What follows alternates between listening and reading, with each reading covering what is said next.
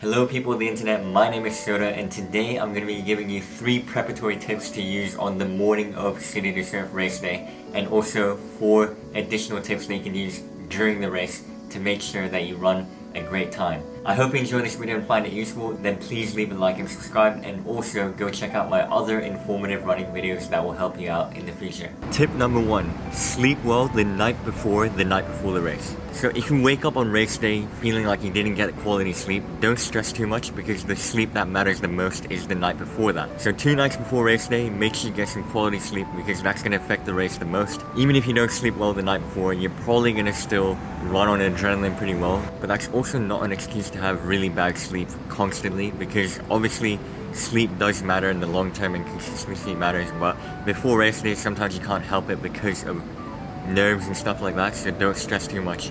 This is something that my successful American coach in high school used to tell me all the time, and it actually really helped me because I raced like 50 times in a year, which is actually insane. That's pretty much every single week, and I feel like a lot of the times I didn't sleep well the night before because of nerves, but it helped me calm down and realize that the most important sleep is the night before the night before. Tip number 2 is to have any form of caffeine the morning of the race, whether that's via a coffee or an energy gel, and that has 2 benefits. The first benefit is that it increases your heart rate and therefore you get more oxygen to your muscles and therefore you can work a bit harder. The second benefit is that it decreases your rate of perceived exertion, meaning it's not going to feel as bad when you're feeling tired and you're going to feel pretty good.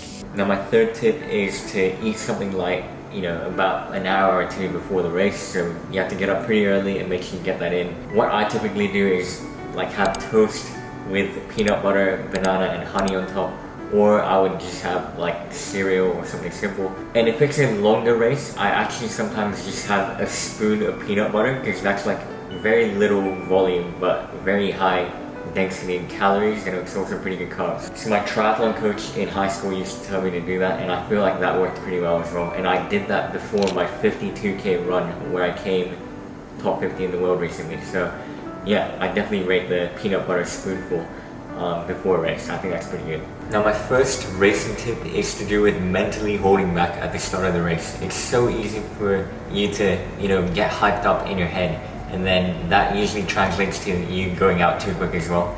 But I think it's okay to go a little bit quicker at the start within reason, obviously not super quick, but what you need to do is mentally stay calm, because it's been scientifically proven that the people that are mentally more calm at the start of a race can kick down and run faster at the end of the race. So it's important to find that inner zen and stay chill at the start, and it's just making sure that you're focused on keeping a smooth form and not going out too quick. 14 kilometers is quite a long way to go, so I like to break up the race into parts.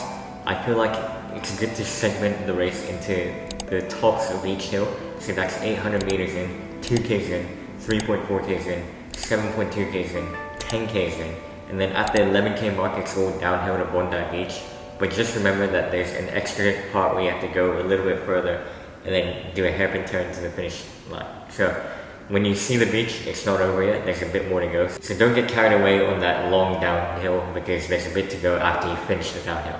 But I find that breaking up the race makes the distance feel a lot shorter and more manageable. And essentially just breaking up the race into more bite-sized chunks. I recently saw a City to Surf's tip video where someone recommended to lower your cadence when you go up the hill, but I actually disagree. I think it's way better to increase your cadence, shorten your stride. So take small steps, but take a lot of steps, because that's going to continue the momentum to an extent, but it's also not going to tire you as much as slowing down your cadence and lengthening your stride. Because when you're going uphill, you want to turn it again into more small manageable chunks, and taking those small quick steps are going to help you get up that little bit quicker. When going downhill, you also want to increase your cadence as well, because you want to use that gravity and go as fast as possible. And that leads me on to tip number 4, which is that you can't win a race from the uphills. You have to be a good flat and downhill runner. So a lot of people flex their muscles being able to go up hills really quickly, but that doesn't mean a lot because you can't make up that much ground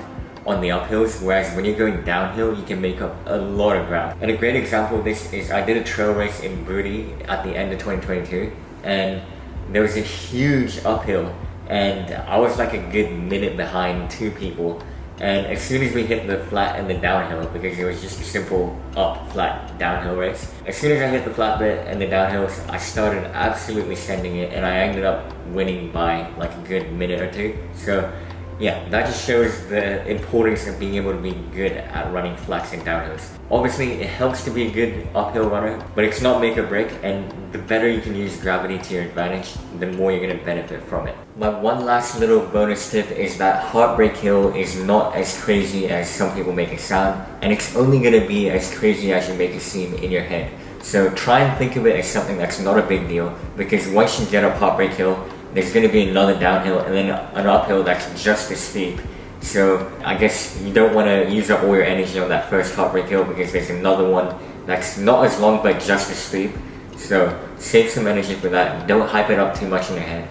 At the end of the day, it's just another hill. It just is called Heartbreak Hill, but that doesn't really mean much.